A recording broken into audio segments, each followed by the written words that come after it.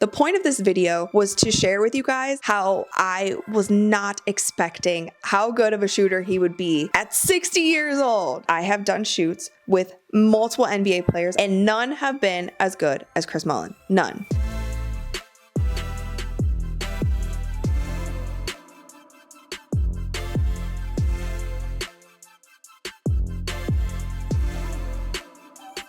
I have been catching a ton of heat lately on my TikTok and on my Instagram of some videos that I posted. So I wanted to go through and read some of your comments. Maybe some of you made some good points, or maybe you guys are just being haters. But the first one that I wanted to address is a TikTok that I made where I talked about my experience interviewing Kareem Abdul-Jabbar. He wasn't very friendly to me, and I always try to give people the benefit of the doubt. I don't know what was going on in his life that day, if he wasn't in a good mood, if he didn't feel like sitting down with me. Long story short, the interview that was supposed to be an entire hour of my time that he had said that he was okay doing ended up being 10 minutes because it was like pulling teeth trying to get any kind of answer out of him or any kind of smile about him. It was definitely a little bit of a dream crusher in a sense, because when you are excited to interview a legend, especially somebody like Kareem, and then you're just disappointed from that and you didn't think it went the way that you want, it was rough. I shared with you guys that it just wasn't the greatest interview. It was disappointing to me because I was really looking forward to interviewing Kareem. But let's look at some of these comments. I will say maybe a vindicating comment, which is the first comment with 13,000 likes, said, "I've never met somebody with a good story about Kareem," which is like, isn't a good thing to say, but maybe makes me feel like I'm not the only one that he wasn't so excited to speak to. Somebody said, "So now you chose to badmouth him rather than move on." I definitely was not trying to badmouth him. I was just sharing an experience with you guys in an episode where I talked about some of my worst interviews and worst moments on television ever. And this was one of them. It was a really tough moment for me. Kareem has never been fake for likes. He is who he is and 100% doesn't know who you are, or give the interview a second thought or make a video about it. Moving on, I posted my video to my reaction to Michael Porter Jr. saying that in order for the WNBA to improve, we needed to lower the rims. They gotta lower the rims. I would watch a girl coming down the lane. On another, I would watch that. We need to dead this conversation, period. I think it is one of the worst arguments for women's basketball. First of all, it makes the game less accessible. If we talk about we lower the rim for women's basketball and then leave the men's at the same 10-foot height, we're talking about revamping every single park in the country. And boy, oh boy, with nearly 5,000 comments on these videos, you guys were pretty upset about it. I understand and respect your perspective, but I hold a different view. Highlight dunks are much more common in the men's game at every level. Hoops can easily be adjusted, support a change in height for the women's game, and maybe it's only changes at the pro level for women. It's important to recognize that the profitability and entertainment value of women's basketball could be enhanced, and adjusting the rim height might be a practical approach to achieve this. I'm going to stop there because you can't say, and maybe it only changes at the pro level for women, because as a shooter, myself, and ask any women's basketball player who are shooters, which right now we are celebrating shooters in women's basketball when we talk about Steph and Sabrina, we talk about Caitlin Clark. Shooting on a 9-foot rim is different than shooting on a 10-foot rim. You cannot have a girl shoot at a 10-foot rim her entire career and then be like, we could just change it for the pro game. It doesn't work that way. You're going to get a diminished basketball skill level in the game if you do that. So I'm going to stop you right there. I'm going to stand true to my point that I don't think that lowering the rim is something that makes sense just at a practical level because of how often women need to practice and how all of the gyms in America, or most of them, and I think a lot of you guys are really privileged if you think that every hoop in America is adjustable. That's just not true. Would need to be changed so the women had access to a 9-foot rim. Somebody said, Michael Porter Jr. is right. It would be more entertaining, but she's more right. It would be the best move for the sport. Keep it at 10. People are evolving and high school females can dunk now. I just want to ask you guys this one question because I feel like this lowering the rim discussion comes up so often. And there are so many men specifically, it's only men, who are hell-bent on the fact that the rims need to be changed so that women can dunk. Are you really watching an NBA basketball game on the edge of your seat waiting for that next dunk? Is that why you're really watching college men's basketball and professional men's basketball? Is that the moment you're waiting for? Is the dunk? Just let me know. Firstly, let me know in the comments how much of that means something to you. Because if I asked a lot of you guys, if I went on the street and asked people their favorite basketball players, not a lot of people are saying basketball players who are just dunking every time they get the ball. This is also not the Shaq era where he was dunking the ball a lot. There are a lot of people who would say Luka. There would be a lot of people who would say Shai Gilgeous-Alexander. There would be a lot of people who would say Steph Curry. There would be a lot of people who would say the Joker. He's even a tall guy who doesn't dunk like that. There would be a lot of people who say LeBron James, and I will say, yes, LeBron James, his dunking ability is part of his game and a big facet of his game. But any of the other guys I named before, there would be a lot of people who would say Kyrie Irving. Those aren't guys who are dunking the ball all the time. I also wanted to say one more thing. Lowering the rim to 9 feet, and I'm saying this as a woman, is not going to make some crazy dunks for women. It would have to be lower than that. It would have to be lower than that for you guys to get the appeal of the dunks that you want to see happen. And at the same time, the cool thing about a dunk is that you see a feat that is really hard to accomplish. So when you see a shorter guy dunking the ball or doing something acrobatic with his dunk, or let's take it to the dunk contest. We see Mac McClung, who is a 6-foot white kid, dunking and soaring through the air and jumping over Shaq and doing all these things. That's impressive because it's very, very, very difficult to do, and 99.9% of the world cannot do it.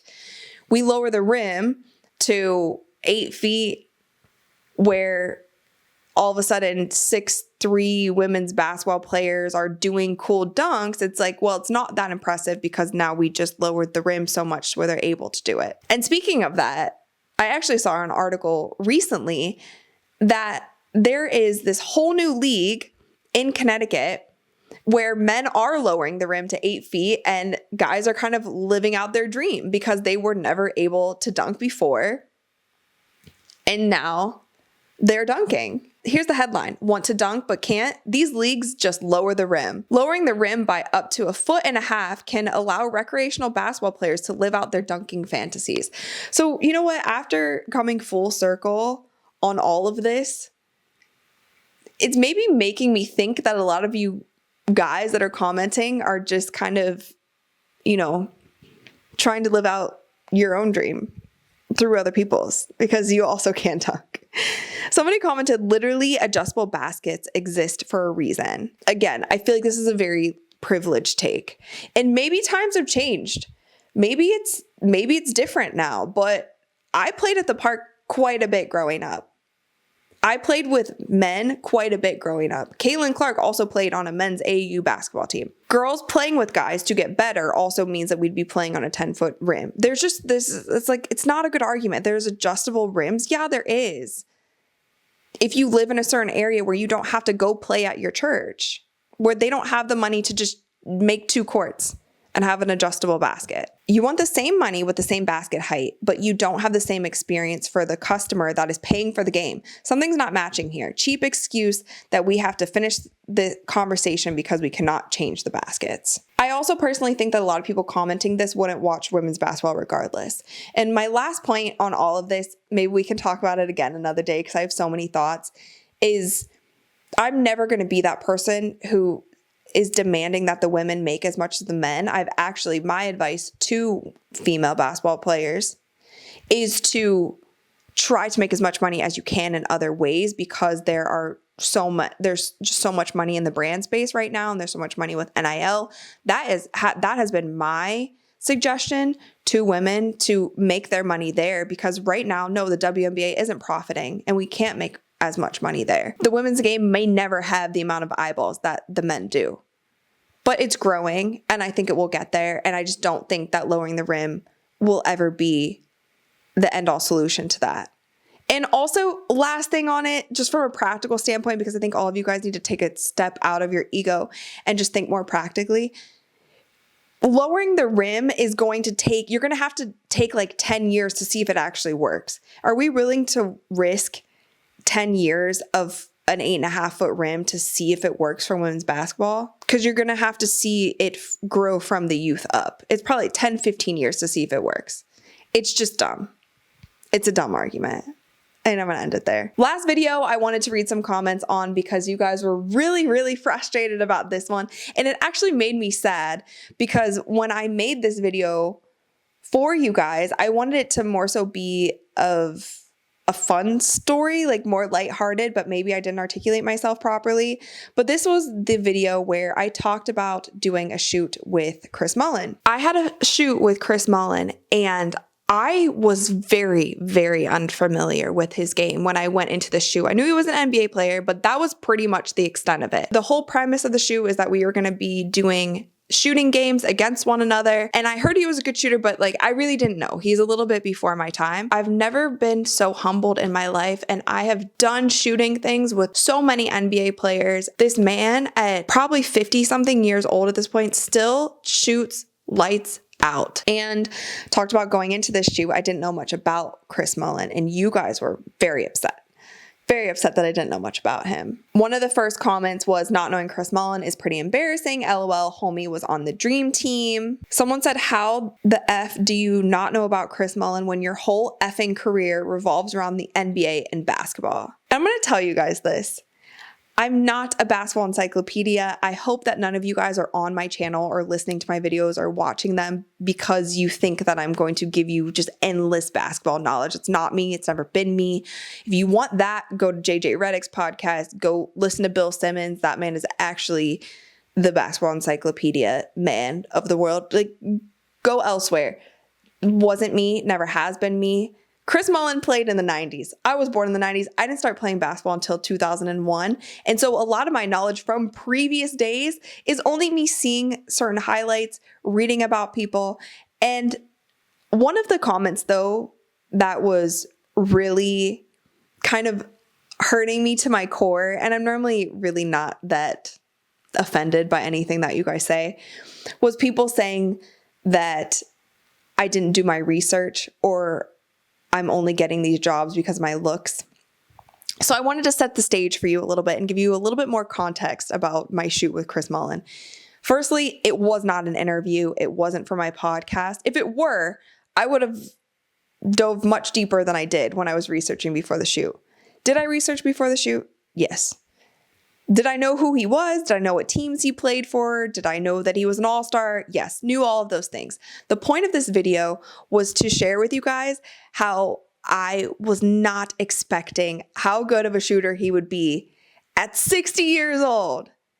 Because I have done shoots with multiple NBA players. I've been on courts with multiple NBA players, played in NBA celebrity games with NBA players, and none have been as good as Chris Mullin. None.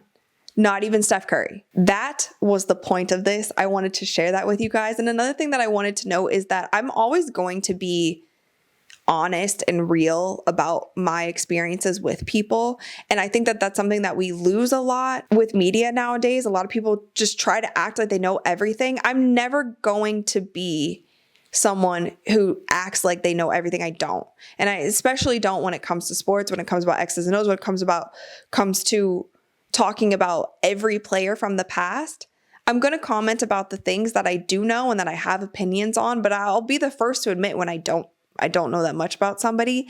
And this was a moment, and this was a video that I meant to make to kind of share what a great basketball player this man is and how impressed I was. So I didn't want you guys to take it and that I was putting him down in any way or I was being disrespectful, because that's never how it was. And the shoot was great. He was fantastic. There were fans there who were also interacting with him. It was more so of like a commercial shoot than it was an interview. I actually didn't interview the man at all. The whole thing was us to do shooting games against one another. It was for Caesar Sportsbook. It was more of a commercial kind of bedding shoot. So I wanted to clear that up. A lot of you guys clearly have a ton of respect for Chris Mullin, and I'm glad that you guys do. But I also wanted to let you know that I always do my research, and that's one thing I take a lot of pride in. So those kind of comments kind of hurt my soul. Lastly, I love when you guys comment good, bad, ugly, constructive criticism. I learned a lot actually from posting that Chris Mullin video because I realized I do have to give a bit more context. You guys had a lot of things to say. Please feel free to always comment your feedback. I read a lot of them. So let me know in the comments below what you guys think. With that, you guys, I love reading your comments, good, bad, constructive criticism. So please keep them coming.